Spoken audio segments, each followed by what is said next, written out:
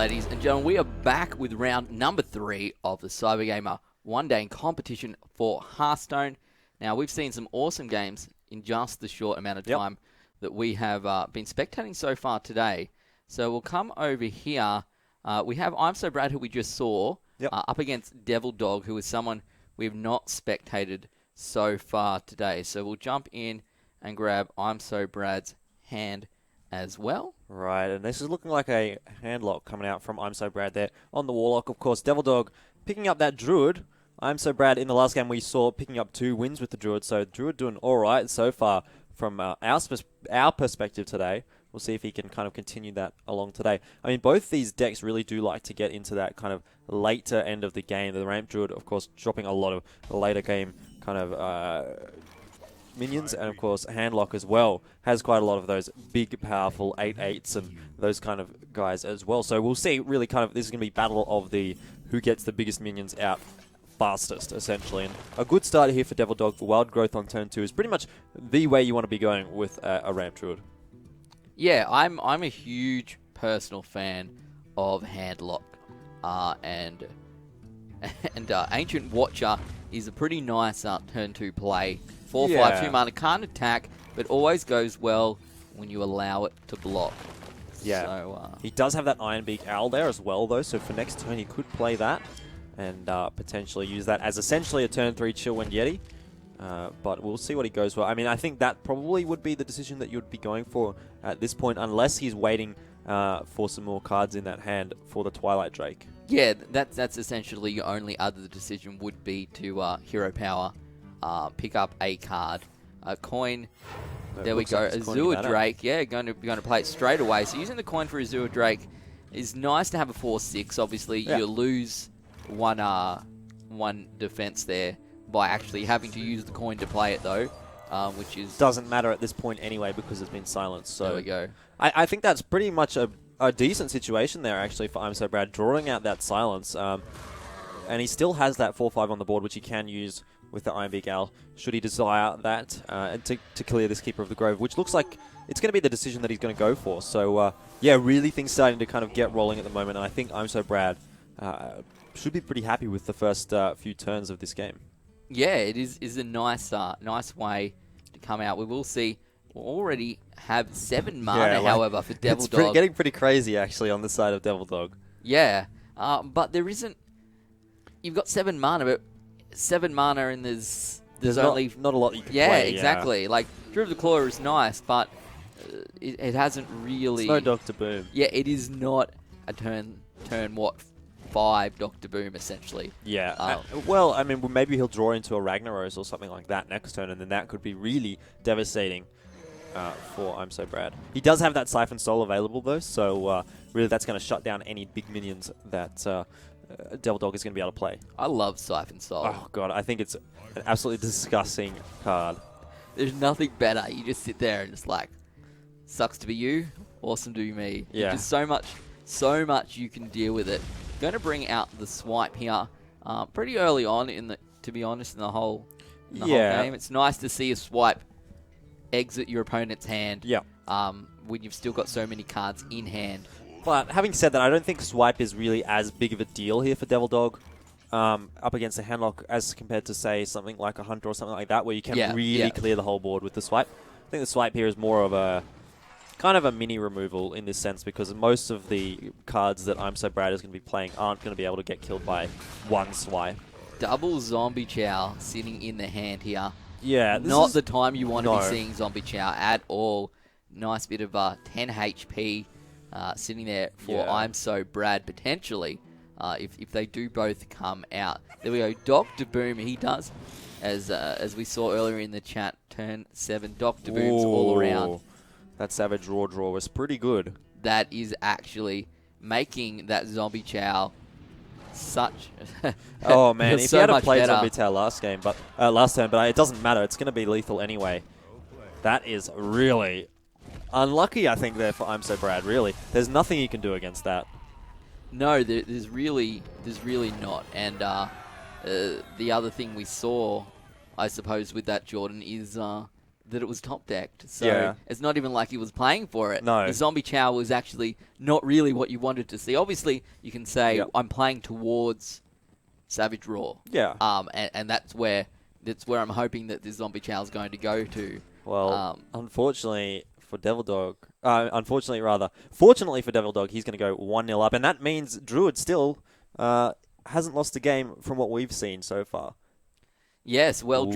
Druid will not be losing this game either, Jordan, because it did lose a game, but that was in a Druid versus Druid matchup. So it's going to come out as the victor. There we go. Yeah, Can it's you still deal going to be with the victor. that? Or confirm. No, that's not going to work. All right, let's see. Double Innovate is the mulligan for DevilDog. Can't see ImSoBrad's cards just yet. We'll get that fixed up. Innovate coming out from him, though. So what's this going to be? Turn 1, Shade of Naxxramas. Not an awful decision there at all. No, Shade, obviously very, very nice here. We'll see the Zombie Chow coming out at what is traditionally a much better time to see it in your hand and on the field. We'll be playing that one. Pass, and we'll see what ImSoBrad has to do here. What are we waiting for? Or is he deciding whether he wants to coin or innovate? That will only give him 5 mana, so I'm not sure what he's doing. I'm not sure what we're considering. Potentially lagging at the moment or something like that. I don't know actually what's going on. We'll see. Looks like it's still DevilDog's turn, judging by the fact that he's going, Yes, that doesn't happen on your enemy's turn, so No. maybe he's just forgotten to hit the end turn button. Well, he's mousing over, I think, by the looks of things. I don't know. So these are our only two undefeated players who are playing against each other. We do have another undefeated player after our third round, which I believe was Captain Levy. Captain Levy? Yeah. Okay, I'll take your word on that. Captain Levy, and he's been paired down, so he's playing against someone who's won one, lost one. But these two players have won both their matches so far, which is why we see them going up against each other here. Not sure what's going on Potentially here. the spectator system's lagging because that's a lot longer than what a normal turn would be. So maybe we should just try jumping out and seeing what we can do here. I don't know really what's going on. Potentially servers or something like that, or just the game is glitched. We'll just jump straight back in and see how we go. We'll jump back in on DevilDog and we'll pick up ImSoBrad. From where we left off. Yeah, we'll pick up ImSoBrad. Hopefully. Could still be just sitting there watching the turn. No, it looks like the spectator did have a little bit of a glitch there. But thanks, a lot Rito. has happened. Wait, never mind. Yeah, okay. no.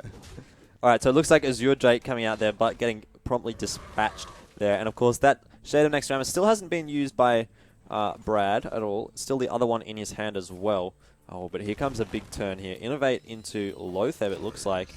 Not going to be making use of that Battle Cry unless ImSoBrad top decks something that he would want to use, but that's all right. A 5-5 on the board in this situation is a pretty good thing. Yeah, absolutely. It's obviously his shade for ImSoBrad is going to come out next turn a little bit stronger than Lotheb, but you know, it's you'd be getting a little worried at this stage with those two shades on the field. Yeah, and there's not huge numbers of ways to be able to clear them up. No. By the time you not as a druid at least. Yeah. You know, it's you can clear up a 2/2 with a swipe and some spell power. But it's by the time he does can't get even there, play anything this turn either, so things are just going to get worse for him as well. It's not looking good at all.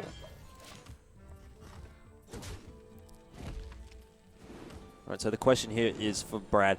Does he run his minions into those creeps or just let them sit there for another turn? He is only on 16 HP, so he kind of does need to make a decision now. What's he going to do here? Probably going to go for a hero power onto that and pick himself up a few points of HP.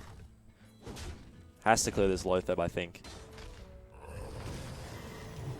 Yeah, well, it wouldn't be a terrible time. Deciding not to, actually. Yeah, it wouldn't be a terrible time to get rid of it. We'll see Drill to the Claw going to come out here. Going to go for cat form. Whoa. For a nice lot of damage. I don't know. These shades are starting to get very pretty scary. big. I think he's trying to get down to where the force of nature Yeah, is going to be I think relevant. he's telegraphing pretty heavily, though, here for ImSoBrad. I think Brad knows now, I need to get rid of these cards because he's got something in his hand that can really provide him with lethal, and that's what he's going to do here. Going to lose a Shade of Naxxramas for it, but the stronger one's still alive as well. So a lot of board clear here, and I think really it's going to be all over Red Rover here for DevilDog, despite having that health advantage. Yeah, it's starting to look like he's in quite a poor position.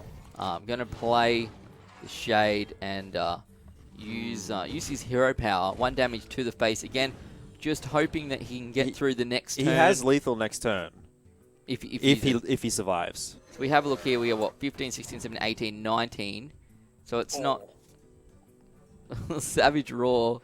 Wow.